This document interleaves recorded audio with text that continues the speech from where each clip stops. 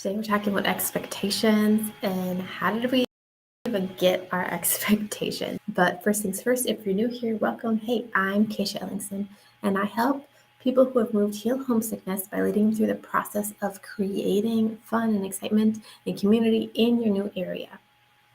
Even if you are super shy, because I was super shy and it's totally doable. It's just a skill you learn. So today I'm hanging out at the library. As you can see, my environment has changed. It's a library out there.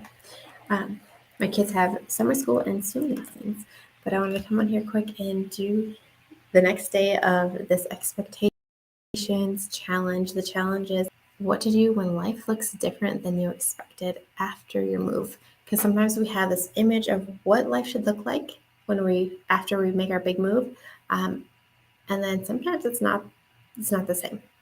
And so what do you do then? What do you do when your expectations don't meet about the whole process of the move? Okay, so today we're talking about where did our expectations come from? I can guarantee you that you have expectations. Some of them are not even yours.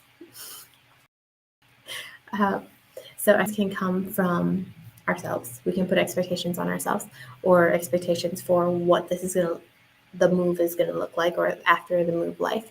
But they can also come from other people.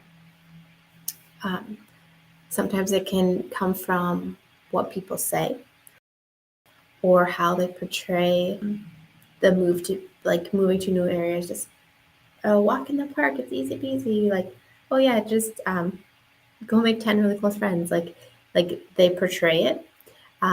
But there's also, you can get expectations from the pressure people put on. Do you ever just feel pressure from someone that haven't said anything, but you can feel it? That's like another way that people put on expectations too. So besides yourself and people, we can pick up expectations for what things are to look like or how we're supposed to act from even as simple as a TV commercial or just common sayings in our culture and how we generally interact with people. These are all different ways that we can develop expectations. Expectation is any place where you've accepted, or how you get expectations is someplace where you've accepted it, what they're saying or portraying as how it should be. That's helped you create that should be expectation. One place that I got expectations from, that I was living by the expectations that were not serving me, was from my old beliefs. Just let me explain. We'll take having kids, for example. So before I knew better, when I didn't have kids, because that's oftentimes when it's really easy to place these big, huge, unattainable expectations. Before I had kids, I'm like, well, my kids will not misbehave like that.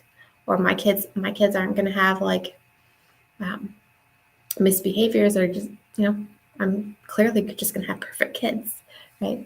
And that was before so it's easy to place these big, unrealistic expectations. But what I was living out is I was living out this expectation that even in the transition of a move, my kids are gonna behave at all times. They're gonna have it's still gonna have this really pretty front, is what I call it now. And that expectation from my old belief system before I had kids, before I had that experience, was forming how I felt about how I was living up to these unrealistic and walking kids through big transitions like moving. So what I did is I'm like, okay, once I realized that I'm living to a bar I set when I was 15 years old and I didn't have any experience, and I just reassessed these and said, now that I have experience, it's not my goal to have kids who are always happy and kids who are always like not in fights and things like that. My goal is to have them learn and to be well equipped to go out on their own into the world.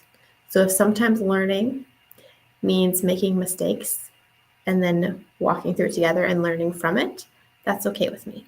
So I was able to readjust my expectation even from a past belief.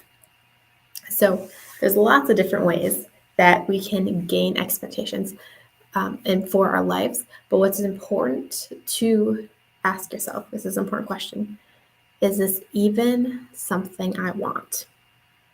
Do I even want this expectation in my life? Because sometimes we don't. Sometimes we literally don't want this expectation that we're striving and stressing to live up to. For instance, like a spotless clean house. Somewhere along the line, I learned that I needed to have, even in the midst of moving and craziness, my house clean. And then I was able to readjust it and say, you know what? We're in the transition of a move. It's not going to look perfect, but I'm going to give myself grace. So the question to ask yourself is this even something I want? That will be a really good base for you to judge your expectations and then think about